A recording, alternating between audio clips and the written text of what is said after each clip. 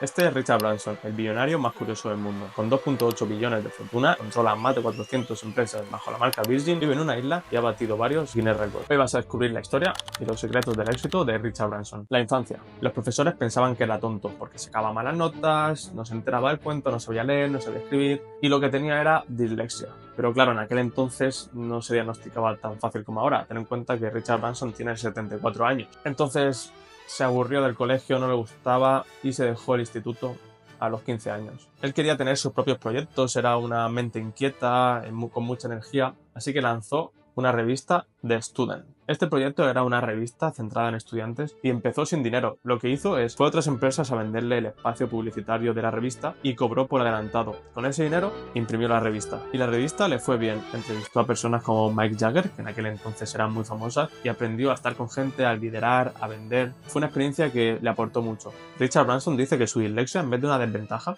fue una ventaja porque le ayudó a reunirse de personas que tenían fortalezas donde él tenía debilidades, le aprendió a simplificar su mensaje y a tener un sistema de tomar notas donde siempre apuntaba todo. Sus primeras empresas. Aunque la revista le fue bien, tampoco fue un éxito total y absoluto, pero sí que le dio esta confianza de que podía lanzar proyectos aunque nadie confiaba en él, porque claro, ¿quién iba a confiar en un chaval que se dejó el instituto con 15 años, que parecía tonto porque no aprobaba ningún examen y que no sabía prácticamente leer por la dislexia? Pues bueno, pues le fue bien y esto le dio confianza para seguir con más proyectos. Así que en 1970 detectó otro problema en el mercado, que los discos de música, estos redondos de antiguamente, eran muy caros. Entonces él fundó una empresa con un amigo para vender estos discos por correo y así ahorrarse el dinero del alquiler y poder venderlos más baratos. A esta empresa la llamó Virgin Mail Order y el nombre de la compañía, Virgin, lo puso porque eran vírgenes en los negocios. Curiosidad. La empresa le fue bien y con el tiempo montaron ya una tienda física en Londres, pero no era una tienda física normal, era una tienda física disruptiva. En aquel entonces las tiendas de discos de música pues eran aburridas y ellos hicieron un concepto diferente, que había cojines en el suelo, las paredes pintadas, música y a todo volumen. Lo hicieron como una experiencia, era algo súper disruptor y siguieron en el mundo de la música. Más para adelante lanzaron Virgin Records. Virgin Records era un estudio de grabación que al principio se especializó en coger a músicos que eran muy controvertidos y muy polémicos que otros estudios de grabación no querían, porque quieras que no, se alejaban de esa polémica. Pero Virgin, al ser una empresa rebelde, al ser una empresa juvenil, buscaban este tipo de perfil. Uno de los discos más polémicos que hicieron, que les dio muchísima publicidad, fue durante el jubileo de plata de la reina Isabel II. Yo no sabía lo que era esto, y el jubileo de plata es como a los 25 años que se celebra el reinado, o se celebró el reinado de Isabel II en Inglaterra. La cosa es que había un músico que quería lanzar un disco que era God Save the Queen, que era un disco en contra de la monarquía. Entonces no se le ocurrió otra cosa que lanzar ese disco justo el día del jubileo de plata. En este disco pues decía pues eso, iba en contra de la monarquía. Tuvo una polémica brutal y salió en muchos periódicos, mucha cobertura mediática. Intentaron hacer una cosa que les salió mal porque los paró la policía, que era coger un barco y llevarlo por el Támesis mientras hacían el concierto. Esto enfrente del Parlamento. Este disco fue todo un éxito. Fue el segundo más oído en Reino Unido durante un tiempo y dicen que en verdad fue el primero, pero que había una conspiración para no ponerlo primero porque iba en contra de la reina.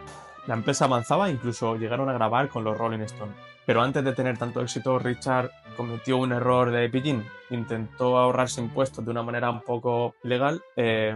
Lo pilló la Hacienda de Reino Unido y lo metió a la cárcel durante un día. En aquel entonces no tenía tanto dinero y su madre tuvo que hipotecar la casa para pagar la fianza para sacarlo. Después de esa experiencia, Richard dice que hace todo perfecto, cumple con sus impuestos y que ese duro golpe le enseñó a tener carácter, resiliencia y a levantarse de los golpes. Expansión en el turismo. Es muy curioso cómo la vida lo llevó del mundo de la música al mundo del turismo sin ni siquiera buscarlo. Te cuento la anécdota. Richard estaba en 1984 en Puerto Rico esperando a coger un vuelo. Estaba en el aeropuerto para ver a su novia que estaba en las Islas Vírgenes. La cosa es que la aerolínea le canceló el vuelo porque faltaban pasajeros. Y en vez de coger y decir me cago en la hostia y poner una review mala de la aerolínea, coge el tío y se alquila un avión privado, coge una pizarra y pone ahí Virgin Airlines, vuelos a 39 euros a las Islas Vírgenes, y va con una pizarra por el aeropuerto viendo a toda la gente que se había quedado sin ese vuelo y vendiendo los tickets. La cosa es que el avión se llenó y hicieron el viaje.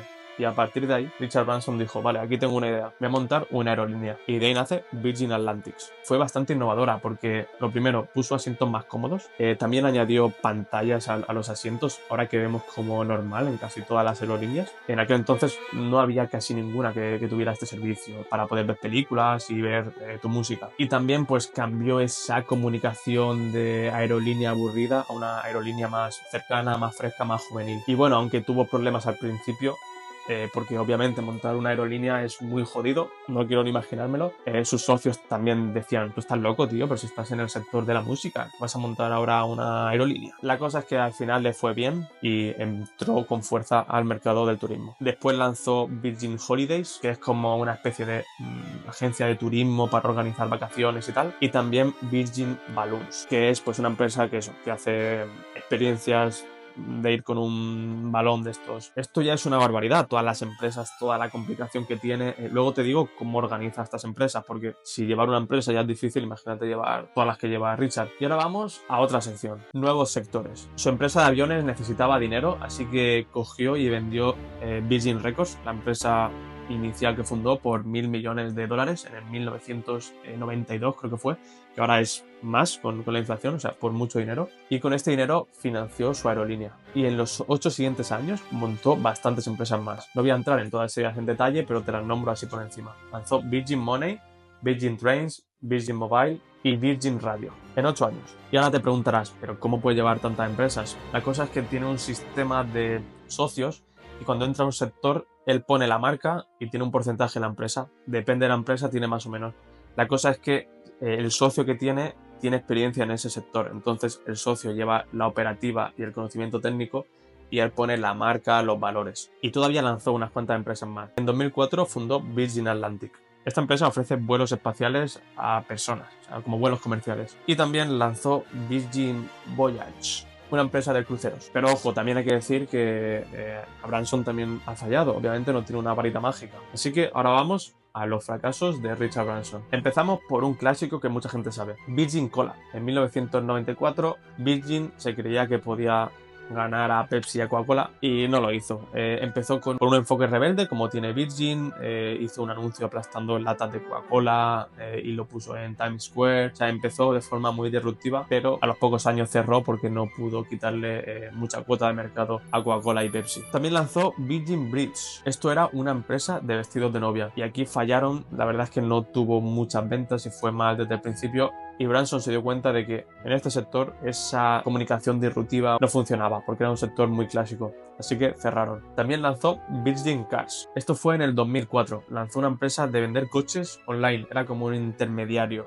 y la idea es buena, pero claro, imagínate en el 2004 era un dolor de cabeza. Muy complicado el tema de logística, la confianza de la gente. Así que bueno, tampoco duró mucho y cerró. Y tiene unas cuantas más. Virgin Digital, que hacía competencia a iTunes. Virgin Student, que era una red social para estudiantes. Pero Richard Branson entiende que fallar es parte del proceso. La mentalidad de Richard Branson. Lo que separa a Richard Branson de los demás empresarios es su forma de vivir. A día de hoy vemos más empresarios que son como Richard Branson, pero en su época había muy pocos empresarios con esa forma de vivir, porque no era el típico empresario de traje, con su barrigón, con su puro, no, era un empresario súper rebelde, un empresario que no seguía las reglas, un empresario que tenía su tiempo de deporte, que se cuidaba. O sea, no es el empresario clásico de hace unos años. Otra de las cosas curiosas de Richard Branson es que entra a nuevos sectores y dice que no es solo por el dinero. Dice que entra cuando ve que un sector está controlado o monopolizado por una gran empresa aburrida que no da un buen servicio al cliente y como que es injusta para los consumidores. Y dice que se hace una pregunta clave de cómo podemos hacerlo mejor que ellos. Y seguramente lo más importante de Richard Branson es su enfoque en la diversión. Dice que si no se divierte en el trabajo, cambia de proyecto. Dice que la vida es muy corta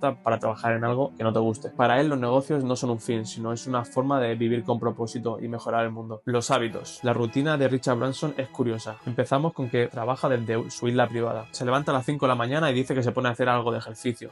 Hace poco dijo que añadió también duchas de agua fría. La cosa es que después de hacer ejercicio empieza con las reuniones o desde su isla empieza a trabajar, llamadas y ver a ver cómo van sus empresas. Siempre va con su libreta apuntando ideas de cada conversación, cualquier cosa que se le ocurre, siempre lleva una libreta y un boli a mano. Otra de las cosas que hace, de forma frecuente, habla con los clientes de sus empresas para ver qué quejas tienen y para estar en contacto con ellos. También dice que las mejores reuniones, las reuniones que más productivas son para él, para tener nuevas ideas, son las reuniones comiendo. Porque en este ambiente informal dice que es cuando salen buenas ideas. Tiene una rutina muy equilibrada en cuanto a familia, deporte y trabajo. Se mantiene súper joven para la edad que tiene. Vamos a ver las lecciones de Richard Branson. Vamos a ver 3 lecciones. Lo primero sería su enfoque disruptivo. Se puede ver claramente que le da igual romper las normas. Lo segundo sería que él se divierte con sus negocios. No puedes estar trabajando amargado porque, como él dice, la vida es corta y no estás para perder tiempo haciendo algo que no te gusta. Y la tercera sería que el éxito está en la libertad, no en los aplausos ni el estatus. Y esto se nota cuando ves una persona que quiere tener éxito por el estatus o por el dinero o por la fama, que viven siempre en tensión, no se divierte, como todo muy falso. Sin embargo, Richard Branson se ve claramente que no lo hace por estatus, ni por dinero, ni por nada. Simplemente disfruta, tiene la libertad. Si te ha gustado este vídeo, suscríbete al canal y te dejo mis redes sociales en la descripción. Nos vemos.